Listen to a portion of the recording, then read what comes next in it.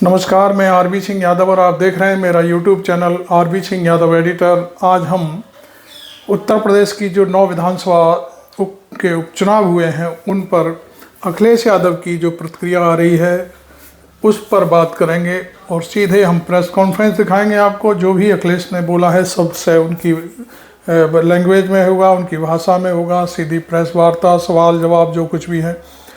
अब मैं आपको बता दूं कि यदि आपको मेरा चैनल अभी तक आपने सब्सक्राइब नहीं किया है तो ज़रूर कर लें और पूरी प्रेस कॉन्फ्रेंस को देखें, पूरा वीडियो देखेंगे तो आपकी पूरी बात समझ में आएगी और फिर आपको जो भी लिखना हो लिख सकते हैं।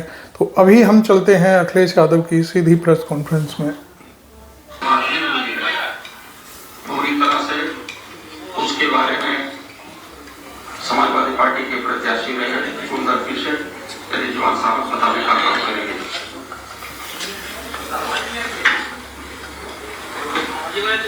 इसमें ऑडियो नहीं आ रहा।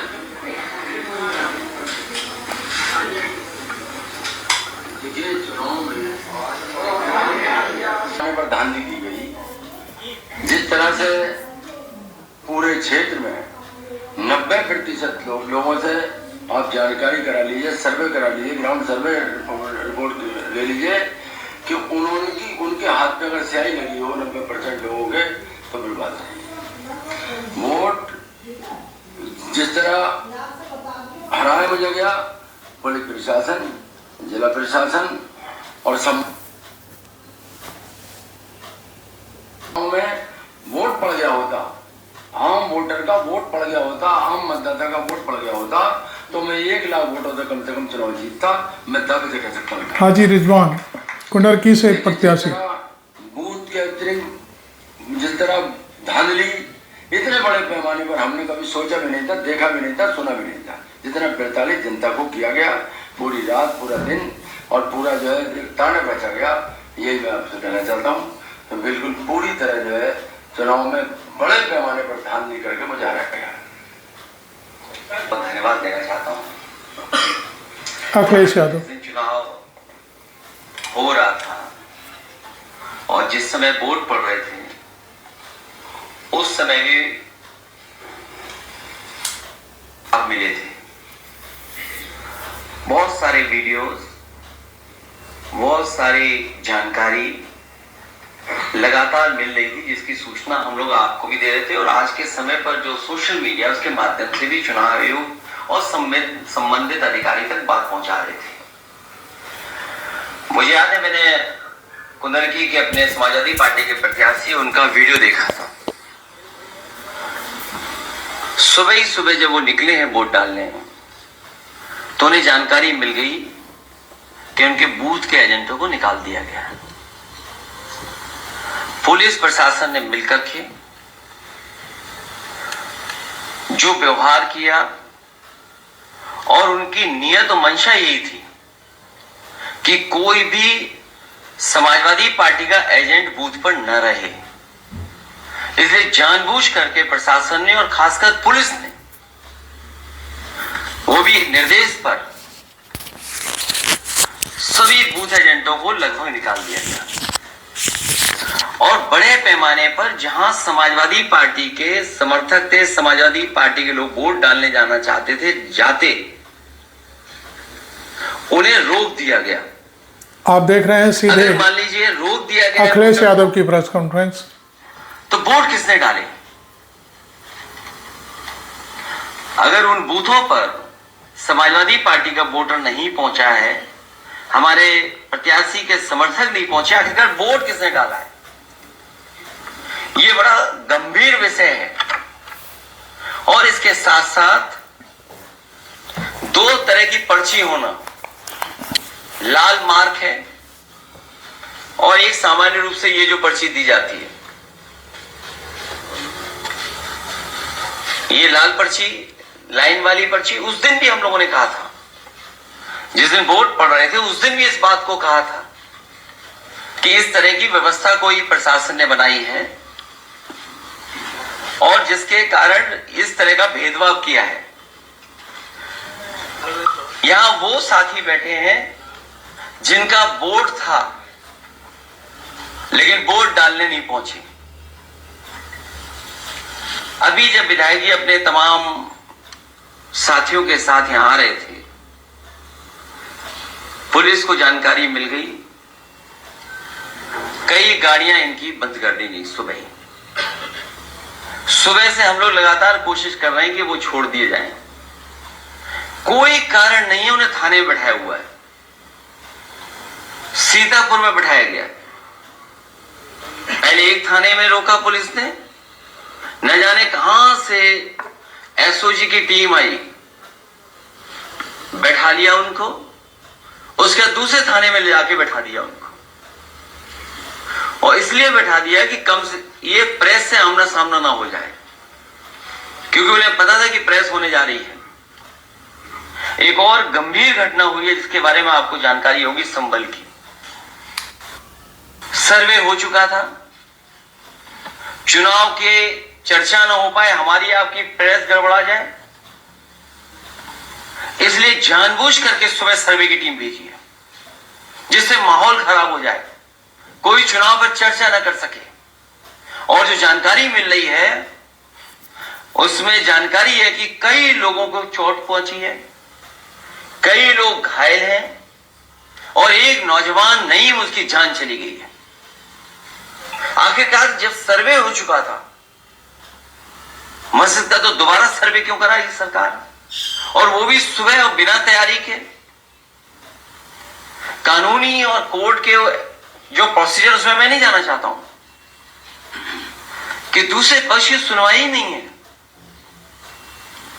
कोई सुनने वाला नहीं है दूसरे पक्ष को। और ये जानबूझ के इसलिए किया है कि आज किस बात पे चर्चा हो, किस इमोशन पे चर्चा हो, ये जानबूझ करके सरकार ने कराया है। ये जो संभल में हुआ है, बीजेपी सरकार, प्रशासन सब ने मिलकर कराया, जिससे कि चुनाव के धांधली पर, चुनाव की बेईमानी पर चर्चा ना हो सके।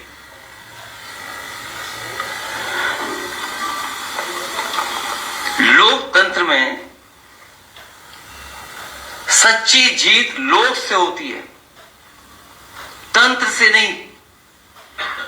लेकिन ये नया लोकतंत्र जो बनाया भारतीय जनता पार्टी ने, उसमें लोगों को वोट नहीं डालने दे रहे हैं, अपने तंत्र को आगे कर दे रहे हैं। और जब कभी भी निष्पक्ष जांच होगी, जिस समय निष्पक्ष जांच होगी और तमाम वीडियोज जो या सीसीटीवी के माध्यम से जो रिकॉर्डिंग होती है बूथ की, जब उसकी सच्चाई सामने आएगी तो पता लगेगा कि वोटर्स ने वोट नहीं डाला, वहां के कौन वोटर बन गए ये भी किसी को नहीं पता। बूथ के अंदर किसने वोट डाला किसी की जानकारी नहीं है। जिस जीत के पीछे छल होता है वो दिखावटी जीत का छलावा होता है। जो सबसे ज्यादा उस सीट को छलती है, जिसके छल करके जीत का नाटक रचा है। ये पूरा नाटक है इनका, भारतीय जनता पार्टी का। ये जश्न मनाना, लड्डू के नीचे लड्डू को रखने वाली जो वो थोड़ा बहुत जो मिठाई वाले लगाते हैं, बिना हटाए लड्डू खिला देना, ये सब नाटक था। ऐसी जीत जीतने वालों को कमजोर करती है, नैतिक रूप से उनके जमीर को मार देती है। बिना जमीर के जीने वाले अंदर से खोखले होते हैं। ऐसे लोग सबके सामने अपने को ताकतवर दिखाने की कोशिश करते हैं, लेकिन अकेले में आईने में अपना मुंह देखने से भी डरते हैं। भाजपा का हारने का डर तो उसी दिन साबित हो गया था जिस दिन उसने पीडीए के अधिकारी कर्मचारियों को चुनाव से हटा दिया था, जिससे इनके अपने लोग वहां सेट किए जा सकें और धांधली की गवाही देने वाला कोई न हो। हमने तो भाजपा की बदनीयत को समझकर तब ही विरोध किया था, लेकिन जब शासन प्रशासन ही दुशासन बन जाए तो लोकतंत्र के चीलहरण को कौन रोक सकता है। ये बेईमानी कोई नई नहीं है इनकी। चुनाव में धांधली करना और धांधली का परिणाम हमने सबने कैमरे पे देखा था। तो एक विधायक को भी अपमानित होना पड़ा था और इनकी धांधली सीसीटीवी की वजह से चंडीगढ़ में पकड़ी भी गई थी। जिनकी उंगलियों पर निशान नहीं है उनके भी वोट डाले गए हैं। ये विधायक जी बैठे हैं, वो जानते होंगे। इनकी विधानसभा में बड़े पैमाने पे लोग हैं जिनकी उंगलियों पे किसी के निशान नहीं है, लेकिन सुनने में आ रहा है कि उनका वोट डल गया है। जिनकी उंगलियों पर निशान नहीं है उनके भी वोट डाले गए हैं। चुनाव आयोग अपने दस्तावेजों में देखे कि जिनका नाम दर्ज है वो बूथ तक पहुंचे भी या नहीं। जिस समय ये जांच होगी कि लोग बूथ तक पहुंचे कि नहीं पहुंचे हैं, दूध का दूध पानी का पानी हो जाएगा। अगर ईवीएम की कोई फॉरेंसिक जांच संभव हो, अगर ईवीएम की कोई फॉरेंसिक जांच संभव हो तो बटन दबाने के पैटर्न से ही पता चल जाएगा कि एक ही उंगली से कितनी बार बटन दबाया गया है। और अगर ये संभव हो तो ये पता किया जा सकता है कि एक ही उंगली से कितनी बार बटन दबाया गया है। और सुनने में यहां तक आया है कि जो लोग बाहर थे उनको चिन्हित पहले ही कर लिया उन्होंने। जो लोग बाहर थे उन्हें चिन्हित पहले ही कर लिया और उनके वोट भी इन्होंने डाल दिए। ये नए जमाने की इलेक्ट्रॉनिक बूथ कैप्चरिंग है। ये नए जमाने की इलेक्ट्रॉनिक बूथ कैप्चरिंग का मामला है जो कोर्ट की निगरानी में होने वाली मतगणना में कैमरे के सामने हेराफेरी कर सकते हैं। वो अपने लोगों के बीच बूथ के बंद कमरे में क्या नहीं कर सकते। अगर पीडीए के अधिकारी कर्मचारी बदलकर धांधली न की होती तो भाजपा एक भी सीट के लिए तरस जाती, जैसे कि लोकसभा चुनाव में हुआ था। जब ऐसी व्यवस्था मिल्कीपुर में नहीं हो पाई तो वहां का चुनाव भी सरकार ने टाल दिया। और धांधली करने के लिए ही, और इस बात की भनक जब पड़ गई सरकार को कि जो लोग छुट्टी पे आए हैं वो लोग भी भारतीय जनता पार्टी के खिलाफ मतदान कर करके जाएंगे, तो इन्होंने चुनाव की तारीखें बदल दी थी। एक देश तब एक लोकतांत्रिक क्रांति की ओर बढ़ने लगता है जब उसे कहीं से भी इंसाफ की उम्मीद दिखाई नहीं देती। महंगाई, बेरोजगारी, बेकारी और चुनावी धांधली से आक्रोशित समाज एक सीमा तक ही सहता है। इतनी सी बात तो अनपढ़ भी समझता है कि पेट की आग कभी भी उसको नहीं जिता सकती जिसने रोटी छीनी हो और जिसने रोजगार छीना हो। भाजपा ने रोजी रोटी, मान सम्मान, सौहार्द, भाईचारा सब छीन लिया है। भाजपा संविधान से लेकर के आरक्षण तक सबको खत्म करने पर उतारू है। ऐसे में भला उसे वोट कौन देगा? चुनाव के दिन जब निहत्थों पर बंदूक तानी गई तो भाजपा की कमजोरी सारी दुनिया के सामने आ गई। एक साहसी महिला ने जिस समय अपना वोट देने के अधिकार का कागज बंदूक के सामने तान दिया, भाजपा उसी समय हमेशा के लिए हार गई थी। लोकतंत्र में ऐसा तमाचा आज तक किसी ने नहीं मारा जिसकी गूंज भाजपाइयों को रात में सोने नहीं देगी। सत्ता की भूख ने तो भाजपा को पहले ही बीमार बना दिया था, अब तो वो सो भी नहीं पाएंगी।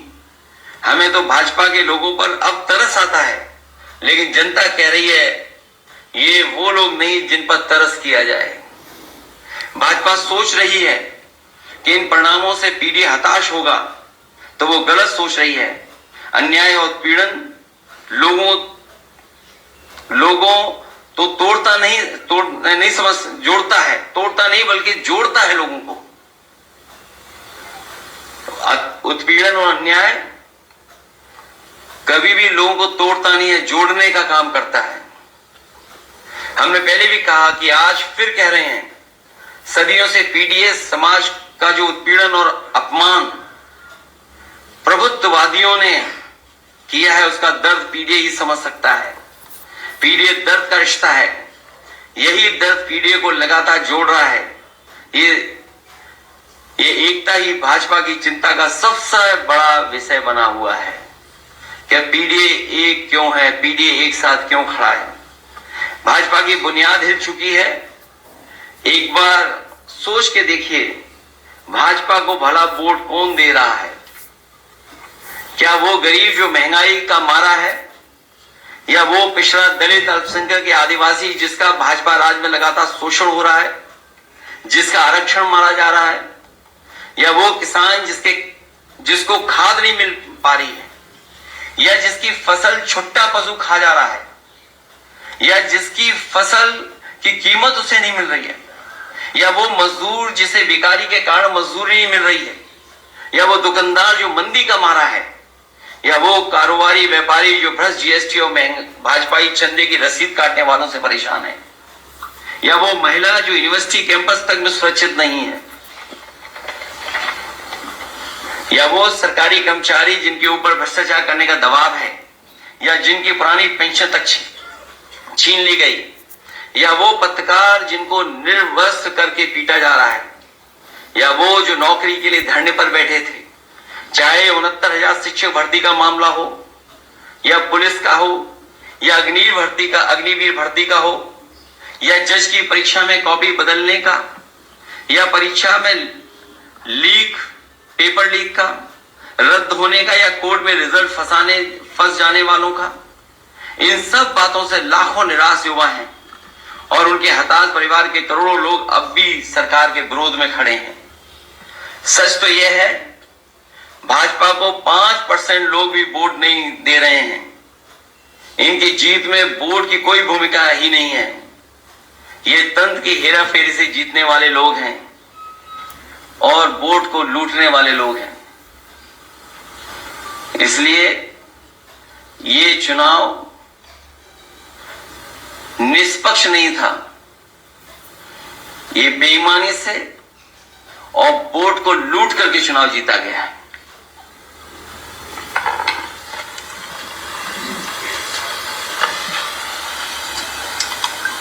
डीजीपी साहब कह रहे हैं कि सब ठीक है, हालात नियंत्रण में है, एक आदमी की मौत हो गई, ऐसी बात क्यों कह रहे हैं? इसीलिए वो कारवाहक है, इसीलिए कोई परमानेंट डीजीपी उत्तर प्रदेश में नहीं बन पा रहा है। आप कार्यवाहक डीजीपी से क्या उम्मीद करोगे? आपको लगता है कि इंटेलिजेंस इसमें सहयोग हुआ है तो लगातार? मैं आपसे कह रहा हूं, क्योंकि चुनाव से बहस को हटा करके ये जानबूझ करके जब एक बार सर्वे हो गया था मस्जिद का, तो दोबारा सर्वे करने क्यों पहुंचे? जो सर्वे हो चुका था उसके बाद दोबारा सर्वे इसलिए करने गए, कुछ पत्रकार प्रेस कॉन्फ्रेंस को घुमाने की कोशिश कर रहे हैं, जिसमें उत्तर प्रदेश के जो उपचुनाव में लूट हुई है वोटों की, उस पर चर्चा ना हो पाए, तो अब वो उन्हें वोट डालने नहीं दिया गया, उनका वोट डाल दिया गया, उनके हाथ में इंक नहीं है, दूसरे मुद्दे उठाने की कोशिश कर रहे हैं, लेकिन उनका वोट डल गया। ये बातें खुल न जाए, इसीलिए पुलिस अभी भी बैठाए हुए उन लोगों को, अभी भी थाने में बैठे हुए हैं। सर, महाराष्ट्र चुनाव के परिणामों पर क्या कहेंगे? सोचिए, अभी भी बैठे हुए थाने में, कोई कारण नहीं है, और वो इसलिए बैठाए हुए क्योंकि वो एफिडेविट लेकर के आ रहे थे। आपके सामने वो एफिडेविट दिखाते कि उन्हें वोट डालने नहीं दिया गया और उनका वोट पड़ गया। क्या वोट बड़ी आबादी का रोक थे और 1 लाख वोट से जीत जाए, 1 लाख ऊपर ज्यादा से वोट जीत जाए? क्या आप कल्पना कर सकते हैं? और केवल पुलिस वर्दी में नहीं थी, वर्दी के अलावा प्राइवेट ड्रेस में भी थी। जिस तरह हिटलर ने ट्रूपर्स बनाए थे, हिटलर के जमाने में ट्रूपर्स होते थे, उसी तरीके से वहीं से सीख लेकर के सरकार ने पुलिस की वर्दी उतार करके प्राइवेट ड्रेस में भी लोगों को भेजा हुआ था, बड़े पैमाने पर। अगली बार फरहान भी जीतेंगे कह रहे हो? अगली बार कुंदरकी 1 लाख से ज्यादा वोटों से हराएगा। कुंदरकी की जनता 1 लाख से ज्यादा वोटों से हराएगी। अल्पसंख्यक बाहुल इलाके में इतना वोट मिला, सरकार से सवाल जब पूछा गया तो उन्होंने कहा कि उनको अपने गोत्र, पूर्वज और विरासत की याद आई होगी, इसीलिए शायद वो वापस आए। इसीलिए उन्होंने थानों में बैठाए हुए लोग जो यहाँ मिलने आने वाले थे, पूरी पुलिस लगी हुई बैठा दिया उन्होंने। ये तो सब दिखावा है अपनी बेईमानी को छिपाने के लिए। चुनाव आयोग को शिकायत की और शिकायत की जाएगी इसके बाद। और ऐसे अधिकारी जिन्होंने चुनाव में बेईमानी की है उनका कागज पीछा नहीं छोड़ेगा। सरकार से ये भी तो पूछ लेते कि जो अधिकारी वहां पोस्ट हुए थे, क्योंकि पोस्ट नहीं हो पा रहे थे, उनसे सांठगांठ नहीं हो पा रही थी, इसलिए चुनाव बढ़ा दिया था। अखिलेश जी, वो महमूद राजा सुप्रीम कोर्ट के सीनियर वकील और चंद्रभान सिंह लगातार चुनाव आयोग पर सवाल उठा रहे हैं, और जिस तरह से दिखे धांधली, चाहे वो हरियाणा में 10 लाख वोट बढ़ाने की बात रही हो, चाहे पूर्व लोकसभा में 4,63,000 वोट बढ़ने की बात रही हो, चाहे महाराष्ट्र में 150 सीटें जो बढ़ कर गई है, लगातार इसको लिए लड़ाई लड़ रहे हैं। तो सुप्रीम कोर्ट के वो प्राचा है महमूद प्राचा जी और चंद्रभान जी, तो क्या आप लोग आगे की रणनीति कैसे करेंगे? क्योंकि लगातार जिस तरह से देखिए आप तंत्रों को डराया जाता है, धमकाया जाता है भारतीय जनता पार्टी की तरफ से, तो क्या आगे की रणनीति आप और कांग्रेस मिलकर को तैयार करेंगे, या 2027 में भी इसी तरह डर के माहौल में लोग वोट डालेंगे? मैंने आपसे कहा, कुंदरकी विधानसभा में भारतीय जनता पार्टी 1 लाख से ज्यादा वोटों से हार करके आएगी अगले चुनाव में। आपने अभी जो सीतापुर की बात कही है, सीतापुर पुलिस दिख रही है, पुलिस के पास गाड़ियों की तो यात्रियों को बैठा लोगे आप?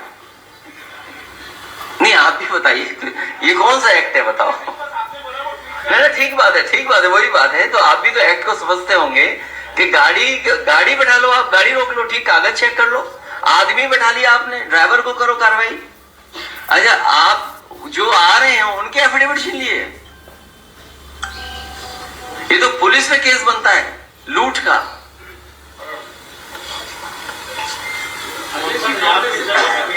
झारखंड घोटाला में आपने कई बार अनुरोध किया, और हाईकोर्ट के आदेश के बाद सरकार के कान में जोड़ देने पे उसके बाद भी चुनाव में अस्पष्ट बहुमत, महाराष्ट्र आखिर मामला क्या है समझ में मुझे नहीं आता। ऐसी स्ट्राइक रेट कभी देखी आपने जो बीजेपी की स्ट्राइक रेट इस बार दिखाई दी है चुनाव में? अभी तक के चुनावों में किसी भी पॉलिटिकल पार्टी की ऐसी स्ट्राइक रेट देखी आपने? और हमारे एक साथी ने ठीक कहा कुछ पहनावे को लेकर के, जिस पार्टी को हमेशा पहनावे पे शिकायत रहती थी, कौन क्या खा रहा है इस पे शिकायत रहती थी, वो क्या दावा कर रहे हैं? और सच्चाई तो यह है कि इन्हें बूथ तक नहीं पहुंचने दिया, इनकी उंगलियों पे निशानी नहीं है। चंडीगढ़ में आपने धांधली नहीं देखी, सीसीटीवी नहीं होता अगर, तो क्या वो आईएएस अधिकारी पकड़ा जाता? इसीलिए मैंने कहा कि नए तरह की ये इलेक्ट्रॉनिक वोटिंग मशीन से लूट और बूथ कैप्चरिंग है, आपको पहुंचने ही नहीं देंगे वहां तक। जो सीटों पर वोट डाला है, कितने संघर्ष के बाद वोट डाला है कार्यकर्ताओं ने। मैं बधाई देना चाहता हूं अपने कार्यकर्ता और जो मतदाता जो वोट डालने गए हैं, कितने संघर्षों के बाद भी वो बूथ तक पहुंचे और वोट डाल करके। क्या बीजेपी के किसी कार्यकर्ता को रोका गया? ये उनकी स्ट्रेटेजी थी। आप एक एक बूथ उठा के देख लीजिए बीजेपी का, उन्होंने बूथ कैप्चर करके 90% ज्यादा वोट डाल दिया अपने बूथ पर। हमारे बूथों पर कितने परसेंटेज है? 13%, 12%, 11%, और उनके बूथ पे 90% वोट पड़ गया, एक ही जिले में, एक ही विधानसभा में। क्या पुलिस गोदी में उठा के ला रही थी वोटरों को? इसका मतलब तो यह हुआ कि पुलिस के लोग भारतीय जनता पार्टी के वोटरों को गोदी में उठा करके वोट डलवा रहे थे, मना रहे थे कि वोट डालने जाओ। सर मायावती जी ने किनारा कर दिया है उपचुनाव से आज। इससे पहले भी जो है चुनाव में इस तरह का हुआ है कि मेरठ में ज्यादा बात नहीं होगा क्या मुस्लिम बहुल इलाकों में ज्यादा ये हो रहा है। इसमें जब लॉकडाउन वाला चुनाव हुआ तो एक महिला की शादी की गई तो उसके अंदर से विपक्ष की कोई स्ट्रैटेजी बना पा रही है क्योंकि ये तो लगातार लोकतंत्र का हनन कर रहा है। और आप अभी 24 की स्ट्रेटेजी नहीं देखी, वही हार अभी तक स्वीकार नहीं कर पा रही बीजेपी। इसके लिए स्ट्रेटजी बनेगी, तरीका भी बनेगा। इसीलिए मैंने कहा जिन अधिकारियों ने धांधली की है कागज उनका पीछा नहीं छोड़ेगा। सीसीटीवी या जो हमारे समाजवादियों के पास बड़े पैमाने पर रिकॉर्डिंग है उन सबको चुनाव आयोग के सामने रखा जाएगा। उसमें मुझे उम्मीद है कि आप लोग भी सहयोग करेंगे। समय समय पर आप भी समाजवादी पार्टी का सहयोग करें लोकतंत्र मजबूत करने के लिए। उन वीडियोस को जरूर चलाएं आप लोग भी। किसका 24 में कर लिया था क्या इन्होंने? अभी तक अयोध्या की हार से नहीं उभर पाएंगे लोग, सच्चाई तो ये है। और सोचिए जब अयोध्या हार सकते हो, कह रहे हम कुदर की जीत गए, जहां पे वहां आम वोटर ने रिजेक्ट कर दिया हो और क्या कहते हैं कुदर की जीत ली, हमें कुदर ने वोट दिया है। जिनके अपने वोटरों ने, इनके अपने वोटरों ने रिजेक्ट किया है, जहां पर मिल्कीपुर में चुनाव नहीं करा पा रहे हैं। इसीलिए मैंने कहा कि अगर फॉरेंसिक लैब में ये बात चेक हो जाए कि ईवीएम की मशीन के बटन किसने दबाए हैं तो आप पाएंगे कि एक ही व्यक्ति बटन दबा रहा होगा। अब बात बहस आगे नहीं करिए। हमारा व्यू पॉइंट लोकसभा में मैं बोल चुका हूं, वही हमारा है जो मैं लोकसभा में बोल चुका हूं।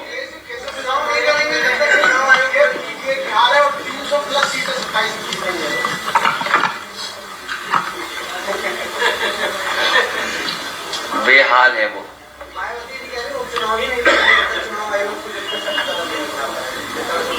अब उपचुनाव हो गई नहीं, अब उपचुनाव कोई होगा ही नहीं, एक होगा बस। सर महाराष्ट्र और झारखंड चुनाव परिणामों पर क्या कहेंगे सर?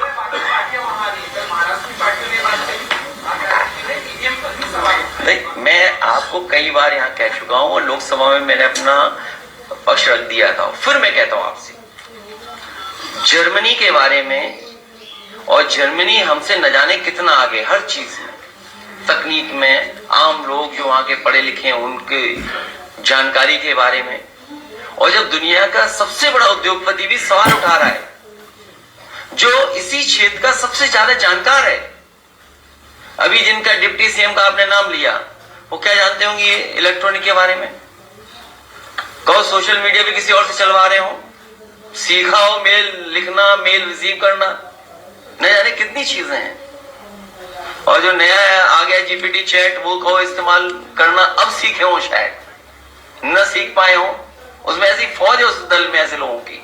खैर, तो जर्मनी जैसा देश ये कहता है कि ईवीएम से वोट पड़ना उनके देश में अनकॉन्स्टिट्यूशनल है। आप बैठे हुए सब लोग देख लो, गूगल करिए आप लोग सब, वाईफाई आपके लिए फ्री है यहाँ पर, आप गूगल करिए, देखिए क्या जर्मनी में ये व्यवस्था है क्या नहीं है। जब जर्मनी जैसा देश ईवीएम को स्वीकार नहीं कर रहा है तो जो दल सवाल उठा रहे हैं स्वाभाविक है। इसको लेकर जनता को और विपक्ष को एक बड़ा आंदोलन नहीं करना चाहिए क्योंकि आप लोग सवाल ही कर रहे हैं। अभी हारे हम लोग ने इतना वोट डाला, इतना वोट डाला, मैं फिर कहूंगा पीडीएफ परिवार इतना वोट डालेगा, इतना वोट डालेगा कि मशीन भी नहीं कैलकुलेट कर पाएगी।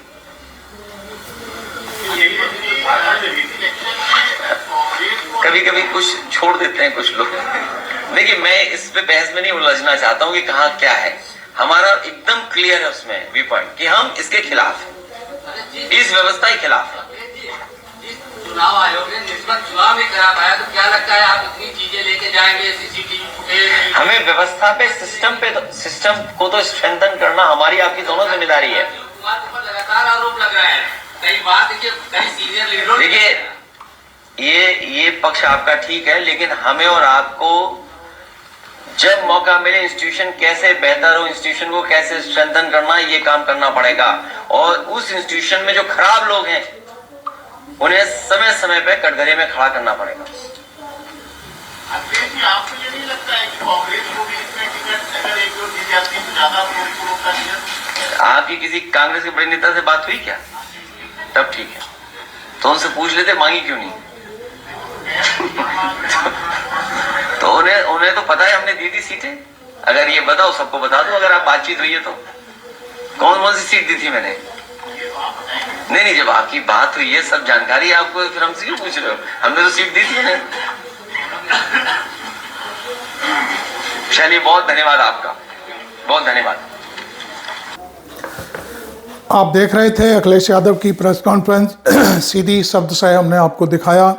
अखिलेश यादव ने उत्तर प्रदेश सरकार के अधिकारियों को कटघरे में खड़ा कर दिया और चुनाव आयोग से उन्होंने मांग भी की है कि सारी चीज़ों की गहराई से जांच कराएं। और बहुत सारी चीज़ें उन्होंने कही। एक बात उन्होंने और कही कि कागज़ कभी पीछा नहीं छोड़ेगा, चाहे कुछ हो जाए। तो ऐसे अधिकारी जिन्होंने धांधली की है, जिनके खिलाफ शिकायत है, वो कागज़ आगे चलता रहेगा, कभी वो कागज़ की शिकायत बंद नहीं होगी। तो आपको ये वीडियो कैसा लगा ज़रूर बताएं। आपने पूरा देखा, मुझे अंदाज़ा है आप कहाँ से देख रहे हैं, ये ज़रा ज़रूर लिखें इस वीडियो में कि इस वीडियो को, प्रेस कॉन्फ्रेंस को आपने कहाँ से देखा। दूसरी बात, यदि अच्छा लगा हो तो आप इसको शेयर ज़रूर करें और चैनल को सब्सक्राइब करना बिल्कुल ना भूलें। Thank you very much. मैं आरबी सिंह यादव।